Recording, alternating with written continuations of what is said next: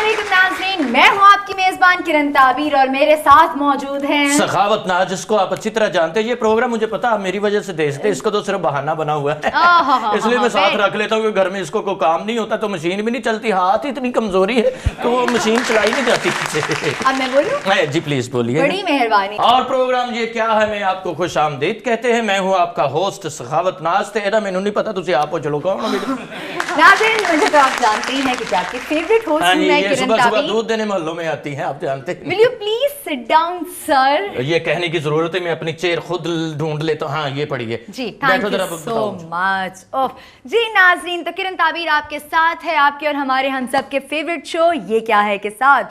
Let me guess कि आज हमारे मेहमान कौन हैं। जी हमेशा की तरह कोई ना कोई बहुत अच्छा सेलिब्रिटी होंगे हमारे, कोई सिंगर हो सकते हैं, कोई एक्टर हो सकते हैं, कोई कॉमेडियन भी हो सकते हैं। तो कॉमेडियन एक्टर नहीं होते, ये क्या मिस्त्री होते? मतलब कि लाल पंप ठीक करते हैं ने, मतलब कि स्त्री नु तारा लाਉਂਦੇ ने या माइक्रोवेव ਦੀਆਂ रफ्तार चेंज करते हैं। कॉमेडियन भी हो सकते हैं। नाउ फाइन बताओ ना कि आर्टिस्ट, बड़े आर्टिस्ट। वेल नाज़रीन, हमारी ये नोक झोंक तो चलती रहेगी। फिलहाल बढ़ते हैं हम अपने शो की तरफ और बुलाते हैं अपने पहले मेहमान को। हमारे पहले मेहमान जो हैं वो कौन है, उनके बारे में मैं जितना ज्यादा बोलूंगी मेरा ख्याल है वो बोलने की जरूरत ही नहीं है, क्योंकि उनको हर कोई जानता है, पहचानता है, उनके काम को पसंद करता है। हमेशा हर एक की ख्वाहिश होती है कि वो एक दफा कम से कम उनसे मिल ले। तो मुझे बताने की जरूरत नहीं नाज़रीन, उस फनकार की बात हो रही है, उस आर्टिस्ट की, उस बड़े आदमी की बात हो रही है जो कि आपके सामने फिल्म, टेलीविजन और रेडियो, स्टेज, हर जगह पे आपने उनको देखा, अपने काम में यकता नजर आए। आपकी तालियों की गूंज में तशरीफ लाते हैं खालिद भट्ट साहब।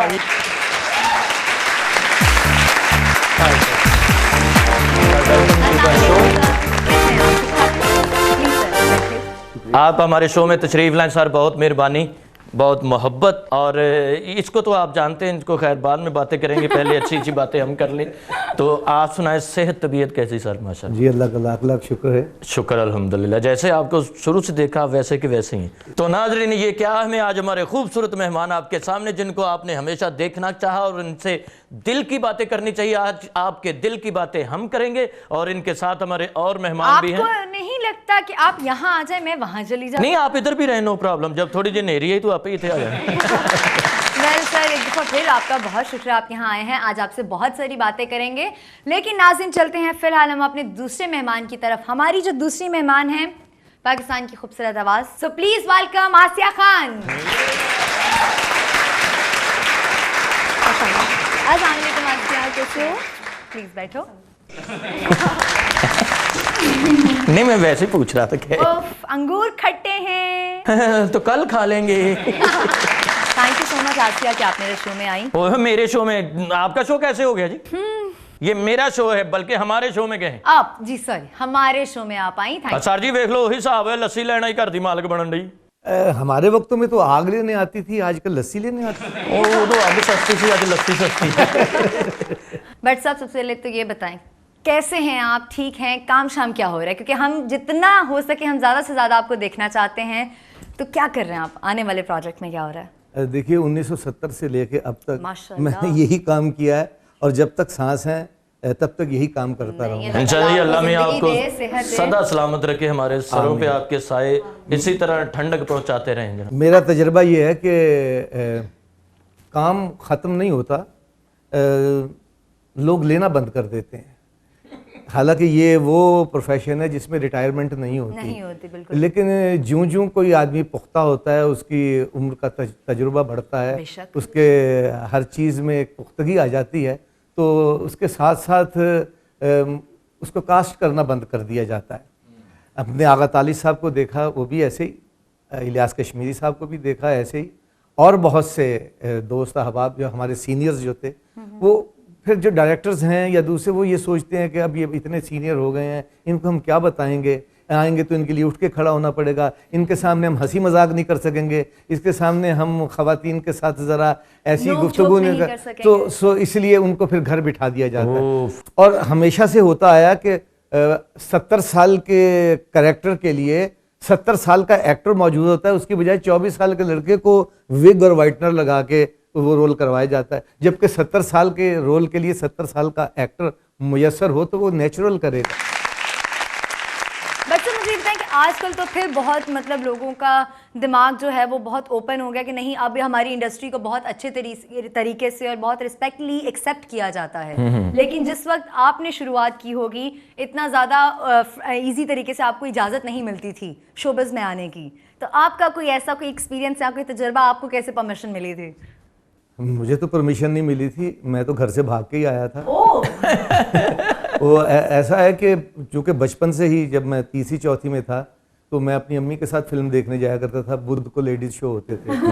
तो और जवान होने के बाद, कॉलेज में जाने के बाद, मेरे बड़े गहरे दोस्त थे अफजल भट्टी साहब, वो उनको जुम्मे को छुट्टी होती थी, इसलिए 3 बजे वाला शो देखना हमारे मज़हब में शामिल हो गया था, हम दोनों के। और वो इन एनी केस ब्लैक में भी लेनी पड़ती थी तो हम, और जिस जुमे हम पहला शो नहीं देखते थे, यूँ लगता था कि ये हफ्ता जो है वो चढ़ा नहीं है या ज़ाया हो गया। तो मैं आन फिल्म में दिलीप कुमार साहब को देख देख के इस कदर मुतासर हुआ, इस कदर कि बचपन से जहन में बैठ गया कि मैंने फिर स्कूल में कभी मुझे पीटी शो में, कभी स्काउटिंग में, फिर स्किट्स में, उन सारी चीज़ों में इतनी अप्रिसिएशन मिलती रही कि मेरे वालिदैन भी क्लैप करते थे और फिर सबको बताते थे। मैं एक प्रोग्राम किया करता था स्पेरा डांस, उसमें मैं स्पेरा बनता था। हमारे एक स्कूल का लड़का जो वो नागन बनता था, वो उसने इतना हमने उसको प्रोग्राम को किया कि सदर अयूब खान के सामने भी हमने पेश किया। स्काउटिंग में थे तो बड़े इनामात ये वो, तो मेरे वालिद साहब भी बड़े शौक से कहते थे मेरा पुत्र रहेगा ये। और फिर कॉलेज में जाने के बाद क्रिकेट की टीम में भी, और तो फर्स्ट डिवीजन तो आ ही नहीं सकती एफएससी या बीएससी में अगर कोई क्रिकेट खेलेगा या ड्रामों में जाएगा। सो हर दफ़ा सेकंड डिवीजन, इंजीनियर बन नहीं सका। एमएससी में दाखिला लेने के लिए लाहौर आना चाहता था, उन्होंने कहा नहीं पुत्र तू उसे पढ़न नहीं जाएगा, तू स्टूडियो दे चक्कर लगा। और वो बिल्कुल सही कहते थे। मेरा वाकई यही प्रोग्राम था कि मैं किसी तरह फिल्म लाइन में चला जाऊं। और जब बिल्कुल कुछ नहीं हो सका तो फिर मैंने कहा कि रात को 12 बजे आखिरी बस चला करती थी मुल्तान से, 5.5 रुपये टिकट होती थी उस बस की। तो मैं और मेरा दोस्त जो हम इकट्ठे 3 बजे वाला शो देखते थे, उसकी यही ख्वाहिश थी कि यार ये ड्रामे किसी तरह फिल्म हीरो आए। तो वो और मैं हम भागे हैं घर से कि वो नीचे खिड़की में खड़े थे, मैंने खिड़की में से अपना बैग पूरा लटकाया। उसके बाद फिर मैं गली में कूदा और बड़े आराम से वहीं सहम के भाई आवाज़ ना आ गई हो। फिर हम वहाँ अड्डे पे आए हैं और 5.5 रुपए वाली टिकट दे के हम फिर लाहौर आ गए। यानी खिड़की में से कूद के भागे आप भी। तो सर अभी आपने बात की माशाल्लाह दिलीप कुमार साहब की, तो ये तो आपके काम में भी देख के लोग कहते हैं कि इनमें से उनकी झलक नजर आती है। कतन नहीं, आप बिलीव करें नहीं, कतन नहीं। दिलीप कुमार साहब एक यूनिवर्सिटी हैं और वो एक्टरों की हदूद से बहुत ऊपर है। आज मुझे अगर हिंदुस्तान जाने का मौका मिले तो मैं ईमान से कहता हूँ कि मैं ताजमहल नहीं देखूंगा, मैं दिलीप कुमार साहब को देखूंगा। वाह जी वाह, क्या बात जी। तो हमारे साथ आसिया भी मौजूद हैं, आसिया से बात करते हैं हम। आसिया, कितना अर्सा हो गया सिंगिंग को ज्वाइन किया? किरण, मुझे 6-7 साल हो चुके हैं माशाल्लाह। और ये है कि उसमें मैंने कुछ कोशिश की कि थोड़ा सीख पाऊँ। पहले तो स्टार्टिंग तो जैसे सब लोग करते हैं वैसे ही शौकिया ही की थी मैंने, लेकिन उसके बाद मैंने थोड़ा सा कुछ सीखा। आसिया, ये तो घर से भाग गए थे, लेकिन आज के दौर में आपको कैसे परमिशन मिली सिंगिंग के लिए? वही वाली बात है, जिस तरह सब आर्टिस्ट कहते हैं कि जी मुझे स्कूल टाइम से शौक था ये था, और मेरा भी यही केमिस्ट्री है कि मुझे भी जब मैं स्कूल टाइम था जी नात वगैरह पढ़ते हो, वहाँ से मुझे बस शौक पैदा हुआ। अच्छा, तो आपको पता था कि आप एक दिन आगे जो सिंगर बन जाएंगे? नहीं, कभी भी नहीं। कभी नहीं था? नहीं, कोशिश जारी रखी। तो मेरा ख्याल है कि क्यों ना आसिया से ज़रा 2 लाइनें तो सुनी जाए। वैसे तो हम इनसे गाने भी सुनेंगे प्रॉपर्ली, लेकिन फिलहाल मेरा दिल कर रहा है कि 2 लाइनें आसिया कुछ तो गुनगुनाएं। जी ज़रूर, क्यों नहीं। एक मुझे बड़ा खूबसूरत लगती है आबदा जी का एक गाया हुआ। चलो वो रहने दो और कुछ सुना।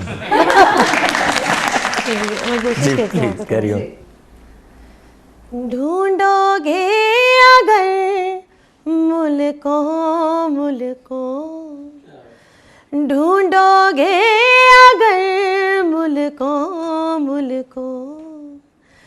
मिलने के नहीं नायाब है हम। ढूंढोगे अगर मुल्कों मिलने के नहीं नायाब है हम। ताबीर है जिसकी हसरत व गम, ताबीर है जिसकी हसरतों गम ए हम नफसो वो ख्वाब है हम ढूंढोगे अगर मुल्कों मिलने के नहीं नायाब है हम। क्या कहने, वाह वाह वाह वाह। तो आपको ऐसा गाना आता है जिसमें खालिद का नाम आता हो? क्योंकि ये इस गजल में तो आपने ताबीर का नाम दे दिया। हाँ, कुछ सखावत भी डालें, बरकत पड़ जाती है। वैसे भाई साहब आपने गौर किया कि मेरा ख्याल में पाकिस्तान में अगर कोई गाने की उस्ताद अब मौजूद है ख़वातीन में, तो आबदा परवीन साहबा जी का नाम बहुत बड़े लफ्ज़ों में लिखा जाएगा। और उनको गाना भी उतना ही मुश्किल है जी, बिल्कुल। उनको कोई आम सिंगर हाथ नहीं डालता जल्दी से। तो माशाल्लाह आपने उनको याद किया, फॉलोवर आप अच्छा रखा हुआ आपने। बस कोशिश है छोटी सी, मतलब तो सेहत का भी कुछ करे ना भी गाना चौके चढ़ाना होता है। ठीक है इंशाल्लाह। नहीं माशाल्लाह प्यारी लग रही हैं आप। मैं तो अगली बार जब आसिया हमारे शो में आएंगी तो आसिया मेरे जितनी होंगी। नहीं इतनी नहीं होना। मैंने किरण से प्रॉमिस किया। प्लीज मेहरबानी। ਇਹਨੇ ਤੇ ਬਸੰਤ ਤੇ ਪਤੰਗ ਲੁੱਟੀ ਤੇ ਨਾਲ ਹੀ ਨਿਕਲ ਗਈ ਕਿੱਡੀ ਦੂਰ ਤੱਕ। ਇਹਨੂੰ ਉਛਲੇ ਤਾਰਾਂ ਨਾਲ ਲਾ ਕੇ ਆਇਆ ਸੀ। यानी कि मेरा भी यही हाल है। नहीं इतनी कमजोर नहीं होना आपने, बस सेहत जरा वजन भी रहे ना। नहीं वो वैसे ही आसिया चली जाएंगी। नहीं खालिद साहब भी चले जाएंगे। साथी आपने मेरे साथ गल बदल लगी जी भाई जी। बट आपने एक्टिंग तो मतलब हज़ारों कैरेक्टर निभाए हैं, हज़ारों किरदारों को आपने बहुत खूबसूरत तरीके से निभाया है, लेकिन कभी सिंगिंग की? देखिए, जब हम कॉलेज टाइम में भी, स्कूल टाइम में भी क्रिकेट खेलते थे तो मुल्तान के करीब, मैं मुल्तान से हूँ, मुल्तान के करीब जो शहर थे वहाँ मैच खेलने जाते थे, शुजाबाद, बहावलपुर, लोधरा, खानेवाल।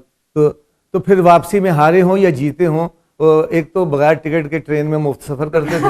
तो वो जो ट्रंक हमारे पास बक्सा होता था क्रिकेट के सामान वाला, फिर उसको बजा के हम सारे रास्ते गाने गाते आते थे। तो उस वक्त कोई सर्व रोटेशन तो पैसे भी इकट्ठे हो जाते होंगे।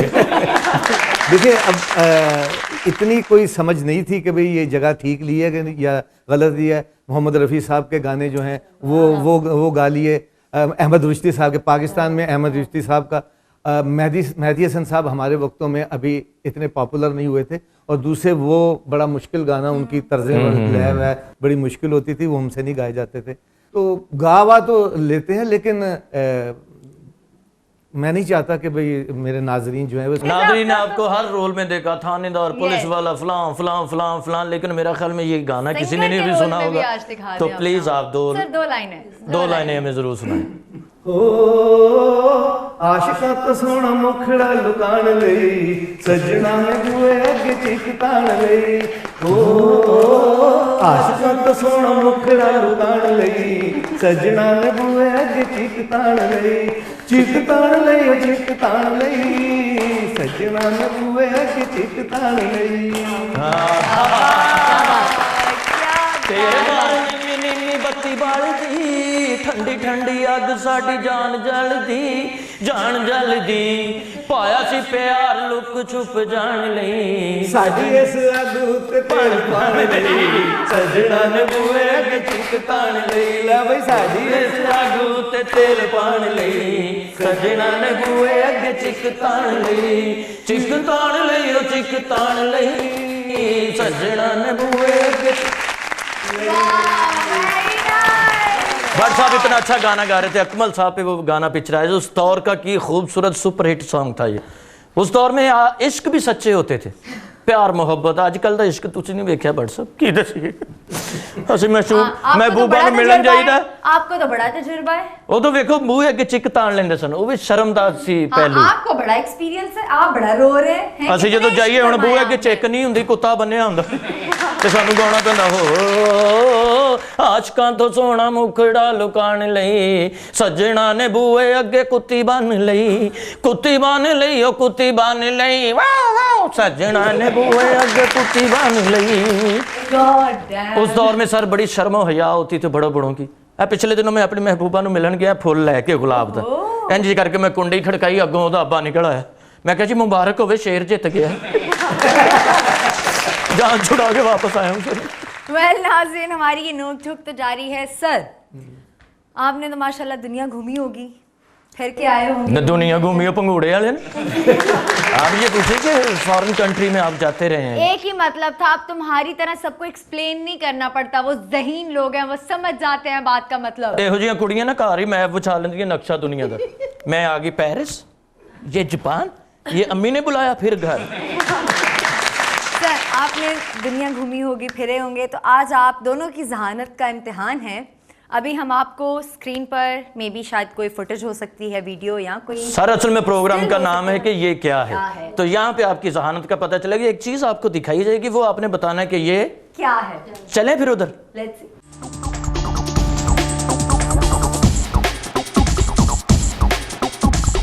जी सखावत, मैं इस वक्त पेरिस में हूँ और आप मेरे पीछे आग दी ट्राइम्फ देख रहे हैं। मैं अब आपको दिखाती हूँ एक बहुत ही मशहूर ब्रिज की तस्वीर।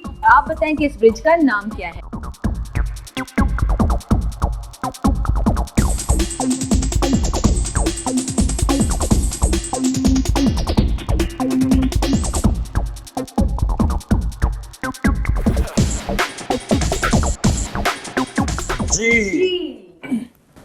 साहब ये क्या है? ये क्या है? ये क्या बना हुआ है?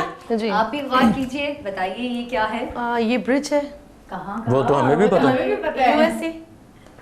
नाउ तुक्के और तुक्के लगाए। बरतानिया। एक बताए ना, हम आपको हाँ बरतानिया। बरतानिया का कोई सा भी ब्रिज। अब बरतानिया में हजारों ब्रिज होंगे। नहीं, हजारों तो नहीं है। नहीं, एक चलो ही है। सैकड़ों तो हो आप इन्नी गल बताया ना कर यार, हजारों ब्रिज किथे, वो सारे अंग्रेज इट्टां ही लाਉਂਦੇ ਰਹੇ होते। हजारों ब्रिज दो चार मान लेता बंदा, चलो भी ठीक है। अच्छा जी, 2-4 ब्रिज होंगे, उन 2-4 में से आपको क्या इस ब्रिज का नाम पता है? वो तो बट साहब आपके जो बैठे हैं, ये लंदन में है bridge, golden gate bridge. London bridge भी कहते हैं इसको। गोल्डन गेट ब्रिज है अब लंदन में। मैं सर सामने आपको का। बात बताऊं, ये कोई ब्रिज नहीं, ये केक है। हाँ, केक बना हुआ है ये। आपको सिर्फ हम गलत बताना चाहते कि ये बताएं क्या है। ये केक है, आप इस पे गौर करें। आप लोगों को हिंट चाहिए, इसके लिए हम आपको हिंट भी दे सकते हैं। हिंट क्यों देंगे, वो तो बता रहे हैं, उन्होंने बता दिया कि ये मतलब कंफर्म है आप करते, आपको हिंट नहीं चाहिए। आपने लीजिए नाज़रीन, आसिया ने कहा है कि ये बरतानिया का कोई ब्रिज है और खालिद भट्ट साहब ने कहा है कि ये गोल्डन गेट ब्रिज है इंग्लैंड में। तो लेट्स सी, सबिका जी से पूछते हैं कि क्या ये। आप बताओ कोई, आप ब्रिज पे फुल्ले बेचती रही। सॉरी, मैं होस्ट हूं, मैं नहीं बता सकती, मैं नहीं बता सकती। होस्ट हैं हमारे रूल्स में नहीं है। आप होस्ट हैं, गोश्त तो नहीं है। हमारे रूल्स में नहीं है। यस जी सखावत भाई जी, जहाँ तक खालिद भट्ट साहब के जवाब का ताल्लुक है तो उन्होंने बहुत अच्छी कोशिश की, लेकिन ये गोल्डन गेट ब्रिज नहीं है। शायद आपको याद हो कि हमने अपने एक एपिसोड में आपको गोल्डन गेट ब्रिज की सैर भी करवाई थी और इसके मुतालिक डिटेल इन्फॉर्मेशन भी दी थी। लेकिन खालिद भट्ट साहब, आपसे ज़रा गलती हो गई, क्योंकि ये गोल्डन गेट ब्रिज नहीं है, क्योंकि गोल्डन गेट ब्रिज जो है वो अमेरिका में है और ये ब्रिज जो आज हम आपको दिखा रहे हैं ये यूके में। तो अब आप इसका नाम बताएं, आपको मैं एक और व्यू दिखाती हूँ इसी ब्रिज का।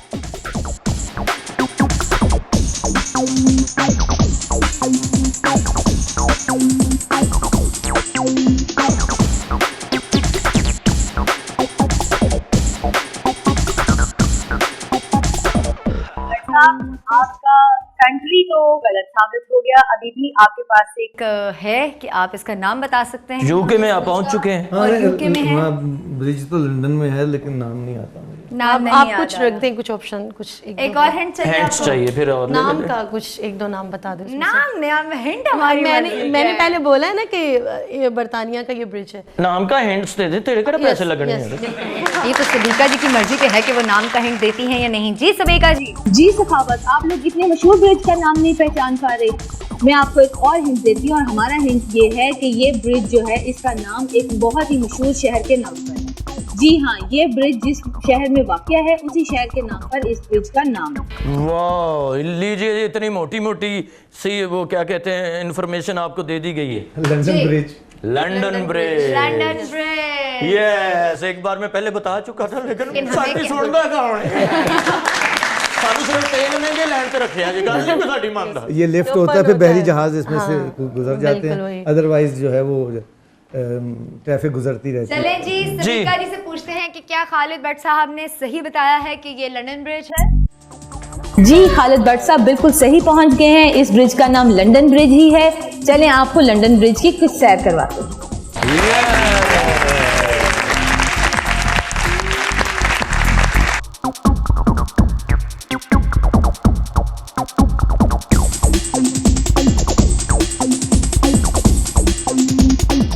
लंदन ब्रिज दुनिया के मशहूर रिवर थेम्स पर सिटी ऑफ लंदन और सेंट्रल लंदन के दरमियान वाक़या है। आजकल जो ब्रिज हम देखते हैं इसे 1973 में ट्रैफिक के लिए खोला गया। ये ब्रिज कंक्रीट और स्टील से बनाया गया।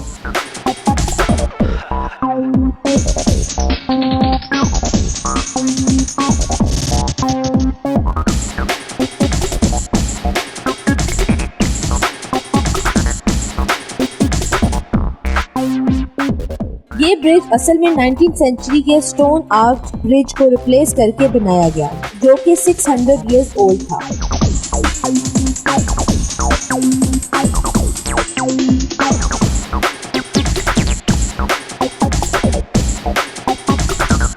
आजकल का current London Bridge architect Lord Holford ने डिजाइन किया।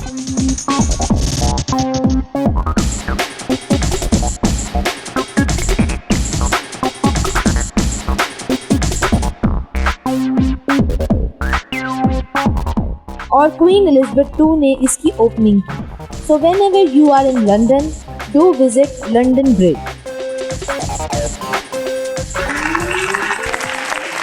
सखावत नाज साहब जी बाबू, मैं 7 दिन लंदन रहा, मैंने ये ब्रिज नहीं देखा। मैं फ्रैंकली अच्छा, बिल्कुल ऐसे ही जैसे मैं न्यूयॉर्क भी 3 दिन जाते हुए और 4 दिन आते हुए प्ले करने गए थे, कभी खान साहब तारक अजीज साहब का। न्यूयॉर्क रहे हैं, ऊपर से फ्लाई भी किया है, लेकिन वो जो स्टैचू ऑफ लिबर्टी है वो मशल पकड़ के वो मुझे नजर ही नहीं आ सका। मेरे जहन में था कि बहुत ह्यूज, तो वो न्यूयॉर्क में रहते हुए मैं वो भी नहीं, बुत भी नहीं देख सका जिस पे लोग सैर वैर करने जाते हैं, और मैंने ये ब्रिज भी नहीं देखा। मुझे और तरफ घुमाते रहे मेरे दोस्त, और तरफ जाते रहे। चले सर, आप उधर जाके नहीं वो देख सके, हमने आपके पीछे लगा दिया उसको, वो देखिए। लेकिन बस इंफॉर्मेशन है कि भाई ये लंदन ब्रिज है। इंफॉर्मेशन नॉलेज होना भी कमाल है। वेरी नाइस, माशाल्लाह जी, बड़े ज़हीन आज तो हमारे मेहमान हैं। मेरा ख्याल में दूसरा सवाल पूछने की गुंजाइश नहीं बची हमारे पास। क्यों नहीं, ये जाना तो पड़ेगा। जब तारिक अजीज साहब पूछते हैं कि ये इसका क्या जवाब है, फिर उसके बाद कहते हैं कि जी फलां चीज़ आपके साथ जाएगी। मेरे नाल किन्ने जाना है? ਤੁਹਾਡੇ ਨਾਲ ਜਿਹਦੇ ਵਿੱਚ ਚੱਲਿਆ ਨਾ ਇਹੀ ਜਾਣੀ ਹੈ।